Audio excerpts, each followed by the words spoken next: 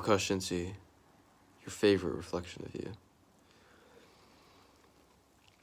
I just finished up Transcendental Meditation, my introductory course, and wow. Life-changing. As you may recall, you read about it in Principles by Ray Dalio. And there's a really brief section that he had about it, but he had talked about the importance of transcendental meditation for himself, and the importance that it has on mental health, just by practicing in and of itself. AZD as well has recommended this and highly recommends it. And so I made it happen, and it is incredible. I really look forward to the practice throughout the day. And the communication in it is such powerful communication that comes from Maharshi.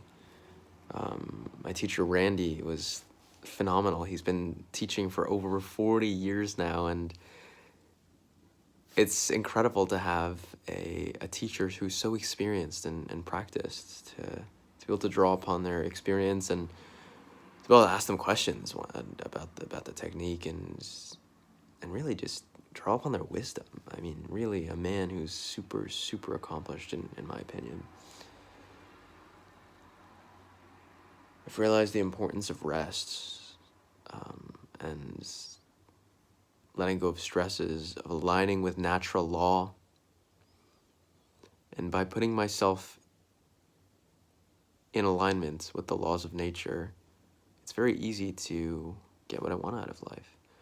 I remember Dalio talking about this in Principles. AZD talks about this as well. Vince, many of my teachers, is that in the alignment with nature and getting a better understanding of how nature works. And part of that comes from the practice of TM or some type of meditative practice, where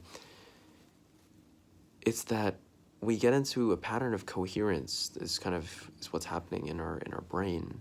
In other words, our neural circuitry within our brain fires a lot more in a synchronistic pattern or a coherent pattern. A really good example that was given to me throughout the course and that I'm better understanding now is like the way fish move, like a school of fish, like a sea of fish, the way they move together. It's very coherent. Or the way butterflies or birds move, like how you see it looks like these like interesting patterns that as they're like flying or flocking together, we notice. So it's by getting in line with the coherence of the environment around you, and that kind of happens because, from my understanding, you get in line with the coherence of your own neurology, of your own central nervous system, of your own brain. Things fire, your nervous system signals fire more effectively, or they fire in succession better. And it helps with everything. So I've noticed a huge difference in terms of just clarity of thought, understanding, okay, this is what I got to do next, and it's not like a struggle to do things. It's like this is very easy. It's more coherent. It flows. And by these 2 20-minute practices, wow, it's incredible.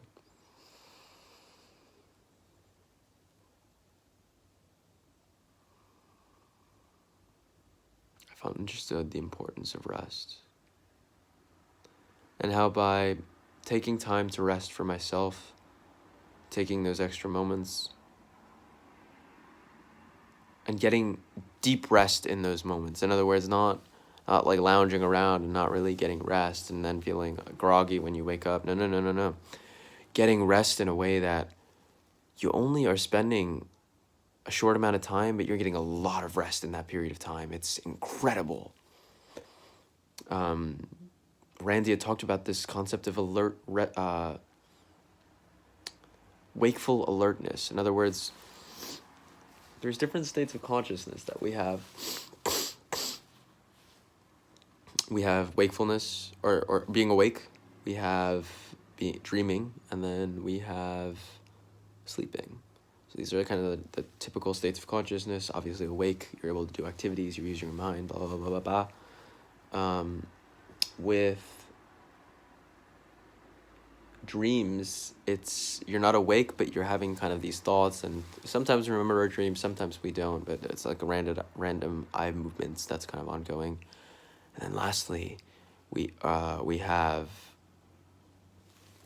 a sleeping, where typically you're unconscious, you don't remember anything of it, and so on and so forth. So these are the typical three states of consciousness. What Transcendental meditation does is that it unlocks a new state of consciousness, that being restful alertness, or restful wakefulness.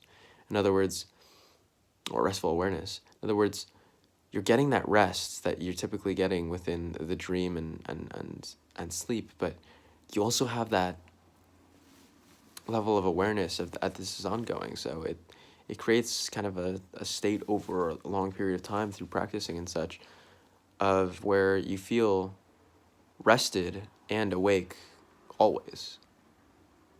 And I know that's a crazy concept for a lot of people. Like, I can't even comprehend that. Well, yeah, because most people haven't experienced what that's like. So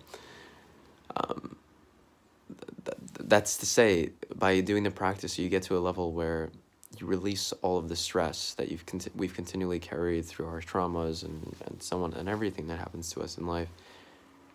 And we reach a level of like non-stressedness that's incredible. So freedom.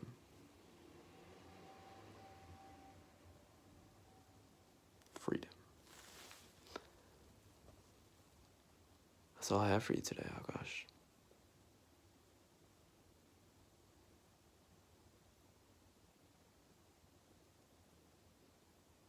Keep up, thrive, stay sexy.